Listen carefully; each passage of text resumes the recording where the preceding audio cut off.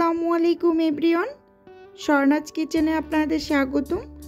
আজকে আমি আপনাদের সাথে শেয়ার করব 1 কাপ আটা দিয়ে সকাল বা বিকেলের খুবই মজাদার একটা নাস্তার রেসিপি। আশা করি আজকের ভিডিওটি ভালো লাগবে। চলুন তাহলে শুরু করা যাক। এখানে প্রথমে আমি একটা বাটি নিয়ে নিলাম, এর মাঝে দিয়ে দিলাম 1 কাপ আটা, সেই সাথে দিয়ে দিলাম স্বাদ মতো লবণ, দিয়ে দিলাম 1 টেবিল চামচ চিনি আর 1 টেবিল চামচ গুঁড়ো দুধ। চাইলে কেউ গুঁড়ো দুধটা স্কিপ করতে পারেন। এই শুকনো উপকরণগুলো একটা চামচের সাহায্যে খুব ভালোভাবে এটাকে মিশিয়ে নেব।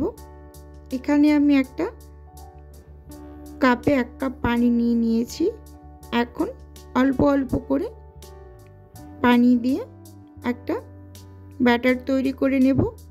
ব্যাটারের ঘনত্বটা আমি দেখিয়ে দেব, কেমন হবে দেখেই বুঝতে পাচ্ছেন যে ব্যাটারটার ঘনত্বটা ঠিক কেমন হবে। এটাকে খুব ভালোভাবে নেড়েচেড়ে মিশিয়ে নিতে হবে যেন কোনো দলা দলা অংশ না থাকে।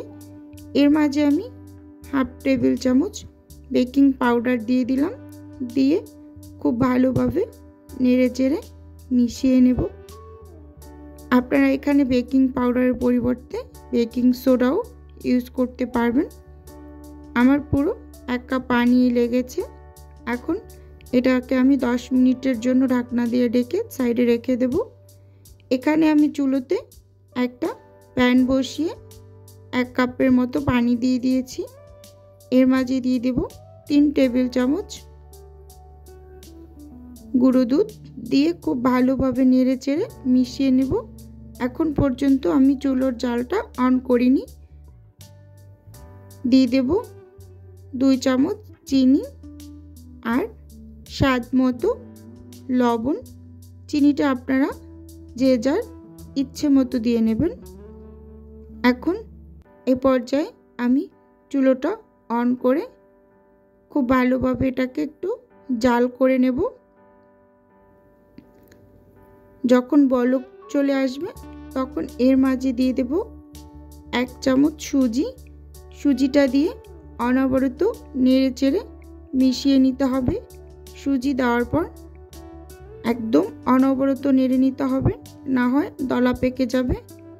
এভাবে করে নেড়েচেড়ে এটাকে আমি খুব ভালোভাবে একটু জাল করে একটু ঘন করে নেব। আমি 3-4 বার বলক তুলে এটাকে খুব ভালোভাবে রেডি করে নিয়েছি। একদম পুরা খিসাটা রেডি হয়ে গিয়েছে। এখন আমি নেড়েচেড়ে চুলো থেকে এটাকে নামিয়ে নেব। নাস্তাটা খাওয়ার জন্য এই খিসাটা তৈরি করেছি। এখন এটাকে সাইডে রেখে ব্যাটারটা 10 মিনিট পরে খুব ভালোভাবে এটা সেট হয়ে গিয়েছে। এখন এটাকে একটু নেড়েচেড়ে মিশিয়ে আমি সাইডে রেখে চুলোতে একটা প্যান বসিয়ে দিয়েছি। প্যানটার ভিতরে আমি সামান্য একটু তেল দিয়ে একটা ব্রাশের সাহায্যে খুব ভালোভাবে তেলটা লাগিয়ে নেব। এই পর্যায়ে আমি 1 চামচের মতো ব্যাটার দিয়ে দিলাম, দিয়ে একটু অপেক্ষা করার পর অসংখ্য ছিদ্রযুক্ত একটা নাস্তা তৈরি হয়ে গেল। দেখতেই পাচ্ছেন এটা কতটা ছিদ্রযুক্ত হয়েছে। এখানে আমি আরও একটা তৈরি করে দেখিয়ে দিচ্ছি এটা কতটা জালিদার হয়। এভাবে করে সবগুলো নাস্তা তৈরি করে নিব। ভিডিওর এই পর্যায়ে ভিউয়ার্স আপু এবং ভাইয়াদের উদ্দেশ্যে একটাই অনুরোধ, প্লিজ ভিডিওটা না টেনে সম্পূর্ণটা দেখার অনুরোধ রইল।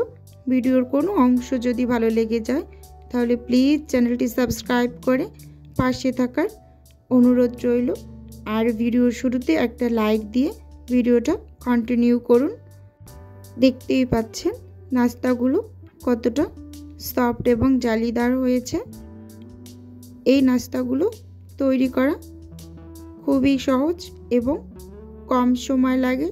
সকালের ব্রেকফাস্টে খুব চটজলদি বানিয়ে নেওয়া যায়। সকালে এমনিতেই খুব কম টাইম থাকে হাতে, কম সময় নাস্তাটা তৈরি করে নেওয়া যায়। আজকের ভিডিও এ পর্যন্তই। আল্লাহ হাফেজ। আসসালামু আলাইকুম।